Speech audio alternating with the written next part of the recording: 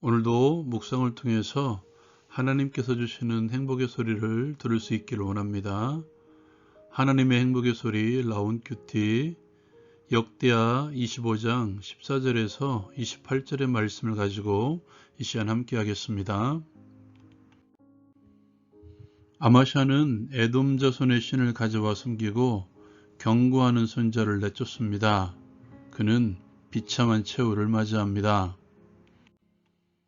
아마샤는 에돔 사람들을 죽이고 돌아올 때 그들의 신들을 가지고 와서 자기의 신으로 세우고 그것들 앞에서 경배합니다.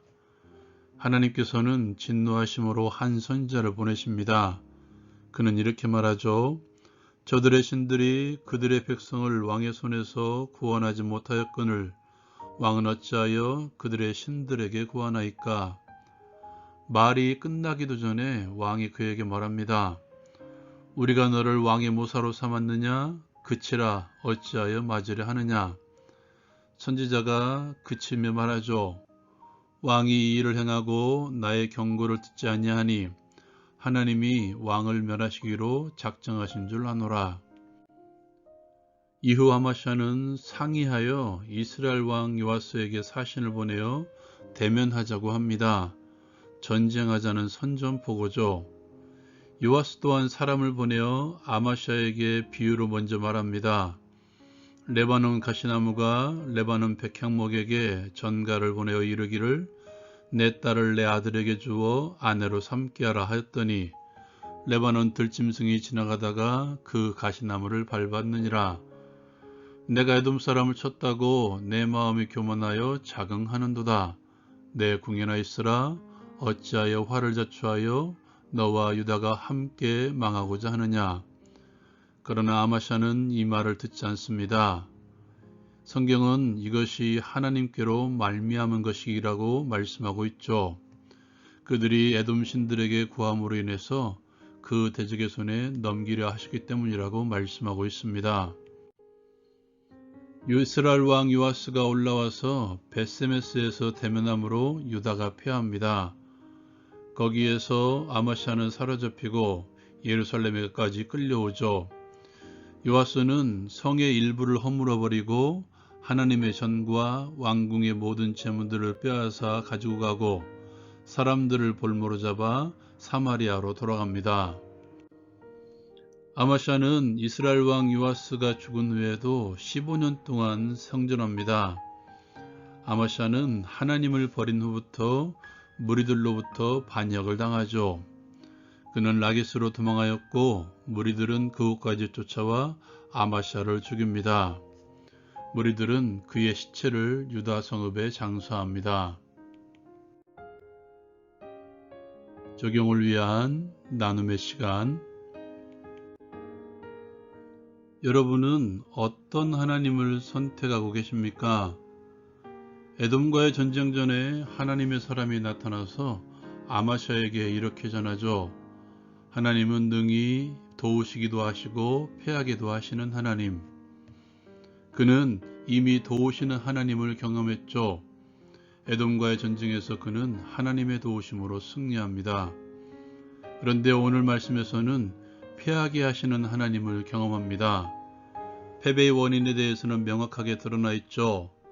아마샤는 에돔과의 전쟁에서 많은 전리품을 가지고 왔을 것입니다. 그런데 거기에서 가지고 오지 말아야 될 것을 가져왔습니다.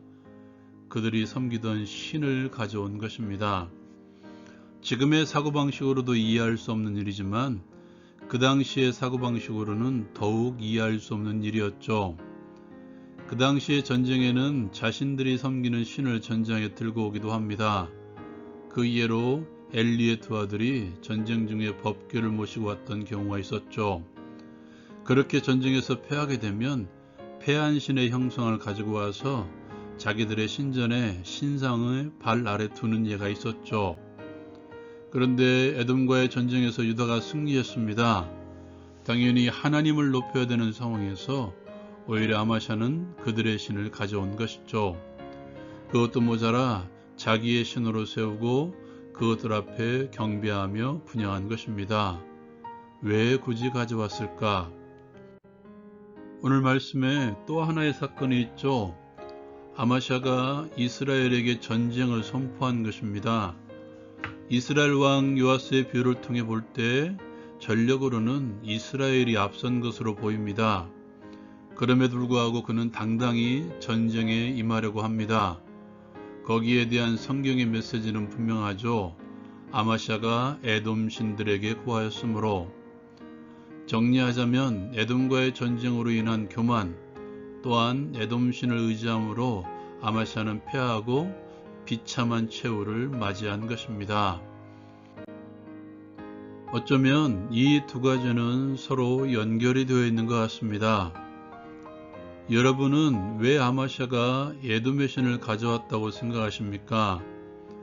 오늘 말씀에서 보면 아마샤는 이렇게 표현합니다. 자기의 신으로 세우고. 이스라엘이 믿고 있는 하나님, 그리고 지금 우리가 믿고 있는 하나님, 당신의 백성들을 먼저 찾아오셨습니다.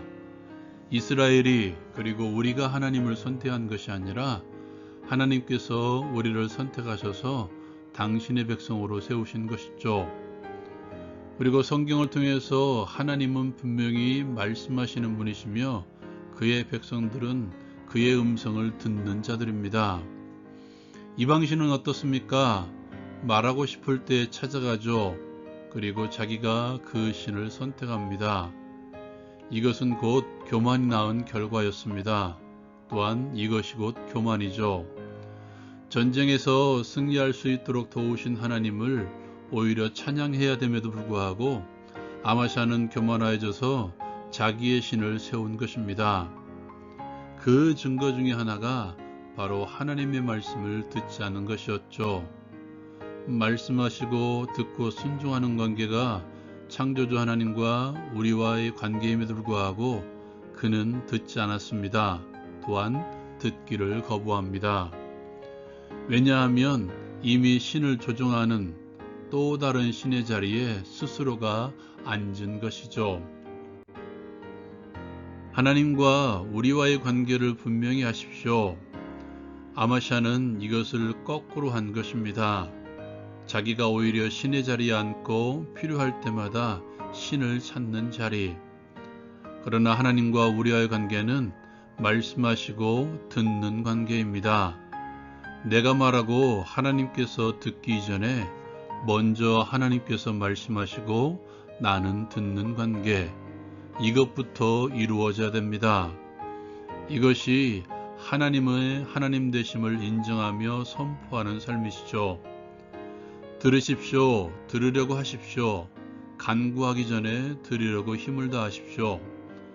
하나님의 말씀이 들리지 않는다면 나를 돌아보십시오.